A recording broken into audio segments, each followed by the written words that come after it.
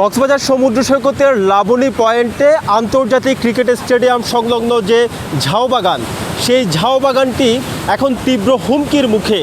এখন আমরা দেখতে পাচ্ছি প্রতিনিয়ত কিন্তু সমুদ্রের বড় বড় ঢেউ সৈকতে আছড়ে পড়ছে, আর কিছুক্ষণ পরপরই এখানে যে ঝাউ গাছগুলো রয়েছে সেই ঝাউ গাছগুলো একের পর এক সমুদ্র গর্ভে নুয়ে পড়ছে। অসংখ্য ঝাউ গাছ ইতিমধ্যে আমরা সমুদ্র গর্ভে নুয়ে পড়তে আমরা দেখতে পেয়েছি। পাশাপাশি সমুদ্র সৈকত এবং ঝাউ বাগানের যে অংশটি বড় একটি অংশ, বিশেষ করে 25 থেকে 30 ফুট পর্যন্ত বড় একটি অংশ ইতিমধ্যেই সমুদ্র গর্ভে বিলীন হয়ে গেছে এবং হাজারো ঝাউ গাছ ইতিমধ্যেই সমুদ্র গর্ভে বিলীন হয়ে গেছে। কবিতা চত্বর থেকে এবং লাবণী পয়েন্ট পর্যন্ত চলাচলের যে একটি সড়ক, কাঁচা সড়ক, সেই কাঁচা সড়কের বড় একটি অংশ সমুদ্র সৈকত ভেঙে সমুদ্র সৈকতে বিলীন হয়েছে। সেই ধরনের পরিস্থিতি আমরা এখানে দেখতে পাচ্ছি। একেবারেই সমুদ্র সৈকতের কবিতা চত্বর, নাজিরা টেক এবং লাবণী পয়েন্ট থেকে শুরু করে বিভিন্ন জায়গায় গত কয়েকদিন ধরে তীব্র ভাঙন তৈরি হয়েছে।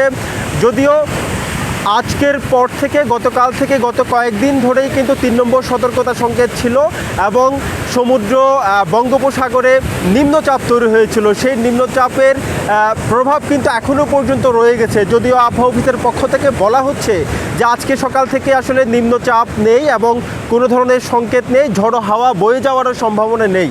কিন্তু তবুও পর্যন্ত আমরা সমুদ্র সৈকতে ঢেউয়ের তীব্রতা আমরা এখনও পর্যন্ত আমরা লক্ষ্য করতে পারছি। আপনি যদি একটু বলতেন, এই যে ঝাউ গাছ ভেঙে যাচ্ছে, সমুদ্র গর্ভে বিলীন হয়ে যাচ্ছে, এটার কারণে আসলে সমুদ্র সৈকতের সৌন্দর্য নষ্ট হচ্ছে কিনা? নিশ্চয়ই অনেক সৌন্দর্য নষ্ট হয়ে যাচ্ছে। আমরা ঢাকা থেকে আসছি এটা দেখার জন্য। যদি এগুলি থাকতো খুব ভালো লাগতো, আমাদের কাছে ভালো লাগতো, পরিবেশটা গ্রিন থাকতো। এই মুহূর্তে আসলে ঝাউবাগান রক্ষায়, সৈকত রক্ষায় কার্যকর পদক্ষেপ গ্রহণ করা জরুরি কিনা? নিশ্চয়ই জরুরি, কারণ এই সমুদ্র রক্ষা করার জন্য আমরা যারা পর্যটন আছে আমাদের সুন্দর উপভোগ করার জন্য গভর্নমেন্টের পক্ষ থেকে এটা করা উচিত।